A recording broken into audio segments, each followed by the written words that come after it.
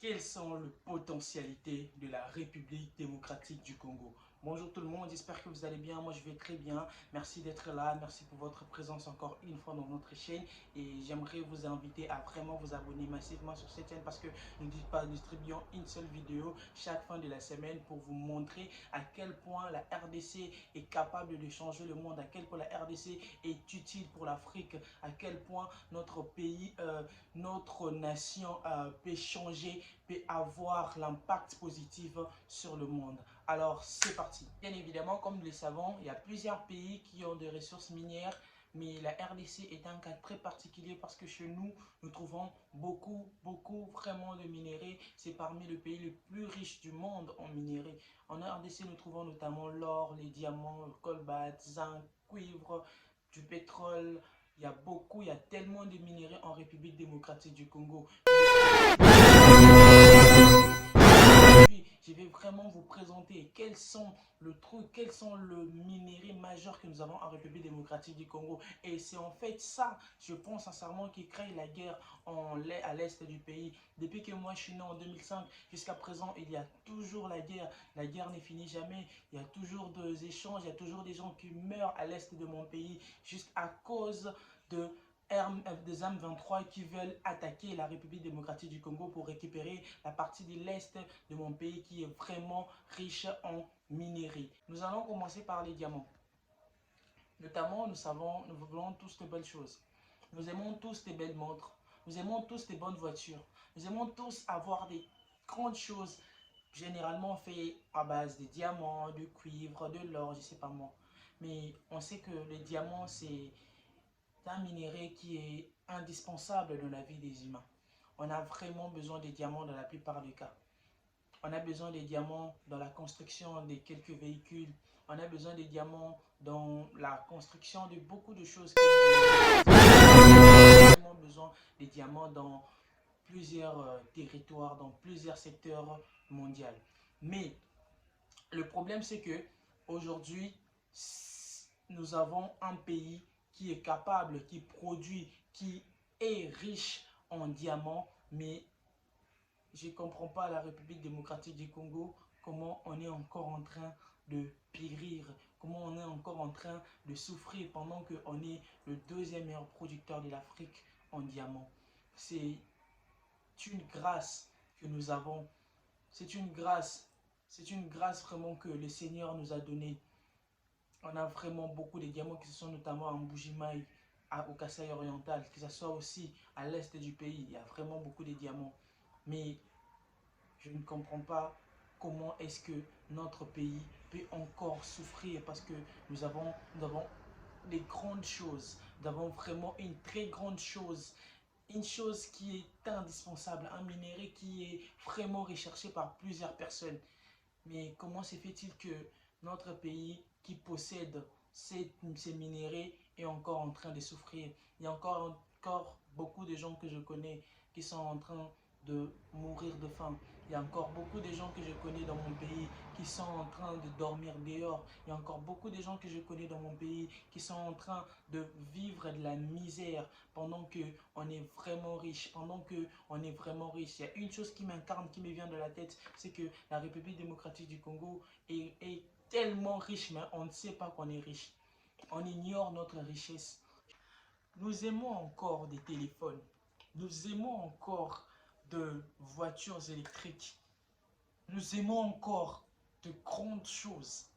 Mais on oublie que la République démocratique du Congo, ça possède encore du cobalt. Waouh! Waouh! C'est vraiment trop dingue cette histoire. Quand je pense que notre pays, mon pays où je suis né, il y a du cobalt à l'intérieur, je suis vraiment heureux.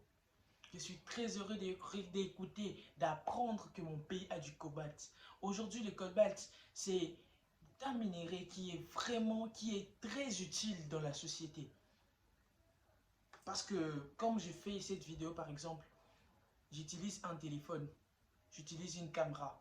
Et cette caméra, pour qu'elle puisse être alimentée, ça demande une certaine charge, ça demande une certaine batterie.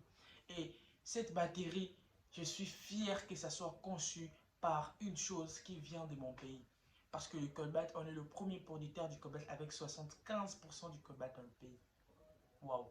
Mais comment se fait-il encore que un pays si riche en une chose qui est tellement splendide que nous puissions encore vivre encore ce que nous sommes en train de vivre, que nous puissions encore pleurer parce qu'il y a la famine dans le pays. Mais je peux vous rassurer, avec nos chefs de l'État, avec nos gouvernants, avec les personnes qui sont là pour nous, je pense qu'ils vont faire leur meilleur, ils vont donner tout ce qu'ils ont, ils vont mettre en place le moyen possible pour qu'ils puissent nous aider à vraiment jouir de ce que l'Éternel nous a donné comme richesse. Un pays a souffert de la famine. Pourquoi? Parce qu'on a une chose, on a ce lac qui est le lac le plus poissonné du monde. C'est ce qu'on appelle le lac Albert. Le lac Albert, c'est le lac qui a vraiment, il y a vraiment l'immensité de poissons à l'intérieur. Il y a dans d'autres pays qui commencent à utiliser des poissons pour fertiliser la terre. Mais pendant que dans mon pays, il y a des gens qui souffrent, il y a des gens qui pleurent des familles. Moi, j'ai visité des orphelinats. Moi, j'ai visité des personnes qui avaient presque rien. Je les ai regardés. Je me suis dit, mais ça, c'est mon pays. Mon pays a des choses très incroyables. Mais avec le temps, je suis sûr qu'on va pouvoir changer ça. Les mentalités vont pouvoir changer. On va nous ouvrir le cœur et puis ils vont nous aider vraiment à jouir des potentialités de la République démocratique du Congo. Alors, nous allons simplement demander aux autorités de la ville, province de Kinshasa, aux autorités de la République démocratique du Congo en particulier, qu'ils puissent vraiment nous aider, qu'ils puissent vraiment aider les Congolais, qu'ils puissent vraiment essayer de travailler sur ces problèmes, qu'ils puissent vraiment nous aider afin que nous puissions voir, que nous puissions vraiment jouir de nos potentialités, que nous puissions vraiment que nous puissions vraiment nous sentir que nous sommes parmi les pays les plus puissants du monde. Ce que nous avons, je vous jure que dans d'autres pays, nous n'avons pas. Non pas. Donc, ce que nous avons dans notre pays, je vous jure, je suis sûr, et dans d'autres pays, il n'y en a pas. En République démocratique du Congo, il n'y a que 2 saisons. On a la saison pluie et la saison sèche.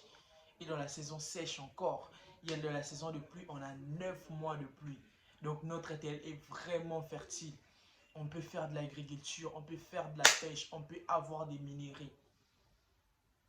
Ça, vraiment, je suis fier d'être Congolais. En tout cas, ne désespérons pas.